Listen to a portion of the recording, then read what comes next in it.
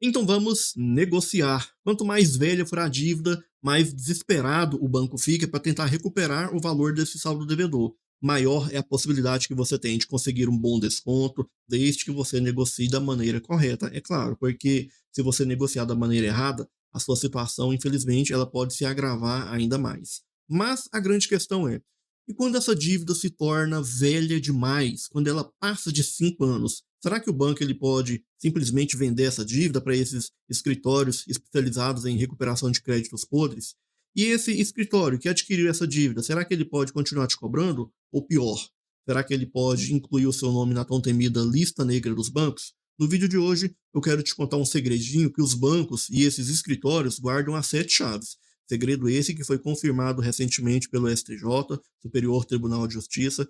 Segredo esse que pode tirar um grande peso das suas costas em relação a essa dívida que está sendo cobrada de maneira indevida, e você vai entender o porquê. Mas antes da gente ir para o conteúdo em si, se inscreva no canal, porque toda semana tem conteúdo novo que com certeza vai te ajudar a estar superando essa crise financeira que você está o quanto antes. Então vamos ao que interessa. Em primeiro lugar, você precisa entender de forma bem simples, bem didática, o que seria uma prescrição de dívidas, né? Uma dívida caduca. De forma bem resumida, bem didática, prescrição de dívidas nada mais é que a data de validade de um saldo devedor. Exatamente isso. Uma dívida tem sim um prazo de validade. E antes que essa dívida prescreva, o banco pode estar utilizando várias ferramentas para estar tentando recuperar o valor desse saldo devedor. A primeira ferramenta que o banco vai utilizar vai ser a pressão psicológica, a velha e clássica pressão psicológica. Ele vai colocar ali uma certa pressão, ele vai até mesmo tentar te induzir ao erro para que você feche um acordo que você não consegue estar honrando. Então, essa é a primeira ferramenta que o banco vai estar utilizando. A pressão psicológica, as cobranças extrajudiciais, aquelas ligações que acontecem de forma incessante, 10, 15, 20 ligações em um único dia, sem falar as mensagens, sem falar os e-mails que você recebe em relação a esse saldo devedor. Essa é a primeira ferramenta, são as cobranças extrajudiciais. Então, todas as ligações, todas as mensagens, todos os e-mails se caracterizam cobranças extrajudiciais, cobranças, de certa forma, amigáveis, entre aspas, porque o banco vai utilizar ali uma certa pressão para tentar eliminar de uma vez por todas o valor desse saldo devedor. Então, se acaso ele não conseguir chegar a um acordo, se você não fechar um acordo com o banco e ele perceber que, de certa forma, é interessante iniciar uma ação judicial, é claro, ele também vai utilizar essa ferramenta. Então, através de uma ação judicial, ele vai solicitar ao juiz o bloqueio das suas contas bancárias, ele vai solicitar a penhora da sua conta salário, ele vai solicitar a suspensão da sua CNH, tudo isso através de uma ação judicial. O banco não pode acordar em um belo dia e decidir: hoje eu vou suspender a sua CNH, hoje eu vou bloquear as suas contas bancárias, vou penhorar a sua conta salário. Negativo. É necessário uma ação judicial. Então, essas são as ferramentas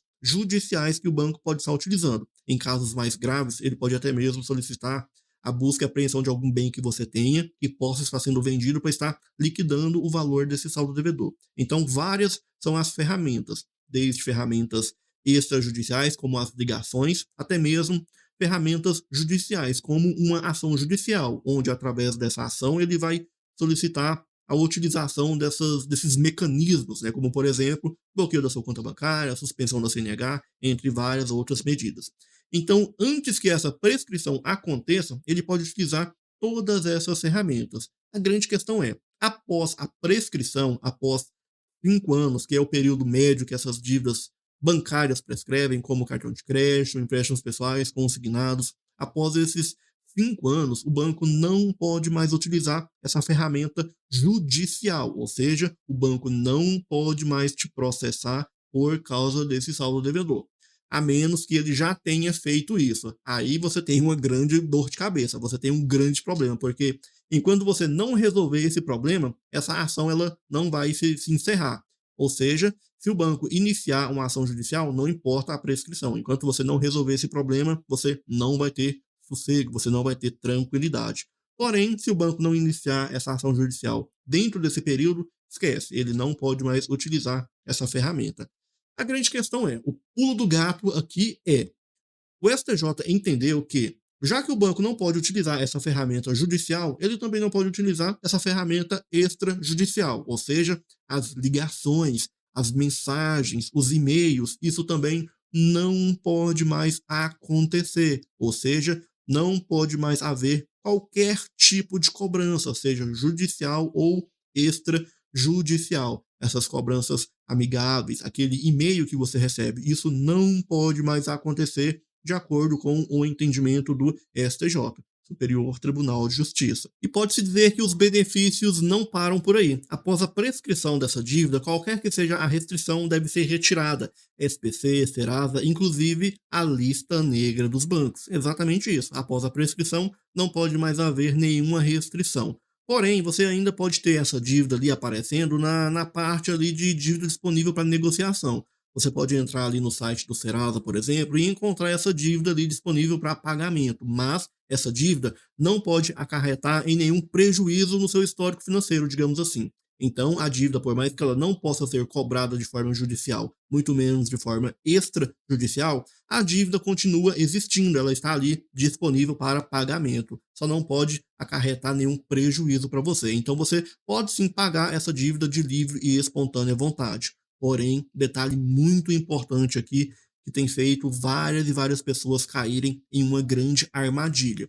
Por mais que essa dívida já esteja prescrita, se acaso, por exemplo, você negociar essa dívida, fazer um acordo e não conseguir honrar com esse acordo do início ao fim, olha aí uma nova responsabilidade financeira. Olha aí uma nova dívida que surgiu. Então começa a contar novamente o prazo prescricional. Então tome muito cuidado se você for negociar uma dívida que já prescreveu. Se você, por exemplo, quiser ter novamente um relacionamento com esse banco que você teve essa dívida que prescreveu, porque por mais que não possa ter nenhuma restrição, dificilmente esse banco que teve essa dívida, dificilmente você vai conseguir ali um novo crédito, uma nova linha de crédito com esse banco. Então, você pode sim, de livre e espontânea vontade, pagar essa dívida, mas tome muito cuidado com esses acordos, porque se você quebrar esse acordo, olha aí uma nova responsabilidade surgindo. Olha aí o prazo prescricional iniciando novamente do início ao fim. Olha aí novamente os 5 anos de cobrança, 5 anos de dores de cabeça. Então tome muito cuidado com essas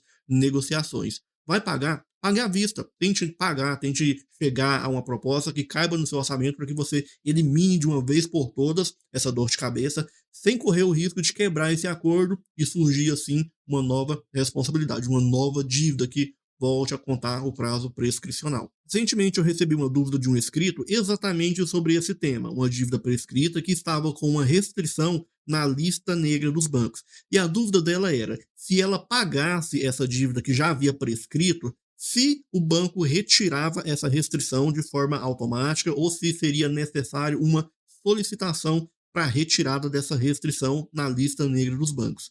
Como eu disse para você, após a prescrição, após esses 5 anos, não pode mais constar nenhuma restrição. SPC, Serasa, inclusive lista negra dos bancos. E se acaso houver alguma restrição, você pode solicitar a retirada dessa restrição de forma muito simples, muito fácil, fazendo uma simples reclamação no próprio site do Bacen ou uma reclamação no próprio site do consumidor.gov, informando que está havendo a cobrança de uma dívida que já prescreveu, informando que já há entendimento do STJ em relação a essa prescrição, em relação a essas restrições após a prescrição. Então, de forma muito simples, muito básica, você consegue eliminar essas restrições.